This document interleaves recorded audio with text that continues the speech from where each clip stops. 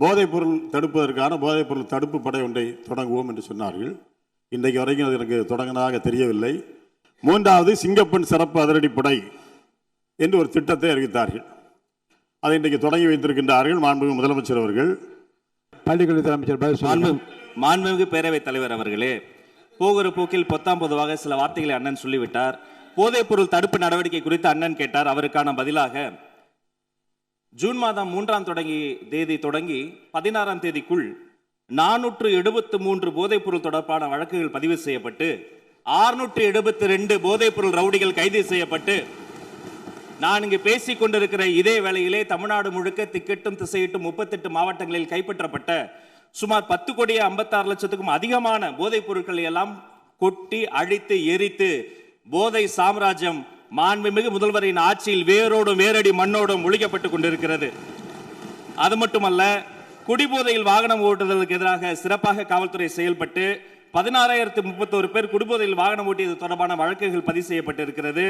பெண்கள் மற்றும் குழந்தைகளுக்கு எதிரான குற்றங்களை குறித்து பலரும் தங்களுடைய பேச்சுகளில் சுட்டிக்காட்டினார்கள். சிங்கப்பெண் சிறப்பு படை என்பது வரலாற்று சிறப்பு மிக்க பொன்னெழுத்துக்களால் பொறிக்கப்பட வேண்டிய ஒரு மாபெரும் முயற்சி.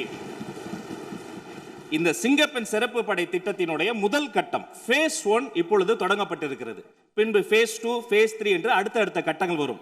இந்த phase 1லேயே சிங்கப்பெண் முதல் கட்டத்திலேயே வெற்றிகரமாக தொடங்கப்பட்டு 70 சிங்கப்பெண் சிறப்பு படைக்கல அலகுகள் உருவாக்கப்பட்டு உதவி ஆய்வாளர்கள், காவல்துறையினுடைய பணியாளர்கள் என்று ஒரு திட்டமிடப்பட்ட கட்டமைக்கப்பட்ட ஒரு ஸ்ட்ரக்சர் உருவாக்கப்பட்டு தமிழ்நாடு முழுக்க ரோந்து பணிகள் மேற்கொள்ளப்பட்டு கல்வி நிறுவனங்களில் மட்டும் 1315 கல்வி நிறுவனங்களில் விழிப்புணர்வு நிகழ்ச்சிகள் நடத்தப்பட்டு பொது இடங்களில் 1418 இடங்களில் விழிப்புணர்வு நிகழ்ச்சி நடத்தப்பட்டு நேரில் சென்ற 69 வழக்குகள் பதிவு செய்து விசாரித்து ஆதரவு சேவைகளுக்காக 25 வழக்குகளுக்கு அனுப்பப்பட்டு காணாமல் போன ஒரு குழந்தையும் பெண்ணையும் சிங்க பெண்கள் சிறப்பு படை கண்டுபிடித்து வீட்டுக்கு அனுப்பி வைத்திருக்கிறார்கள்.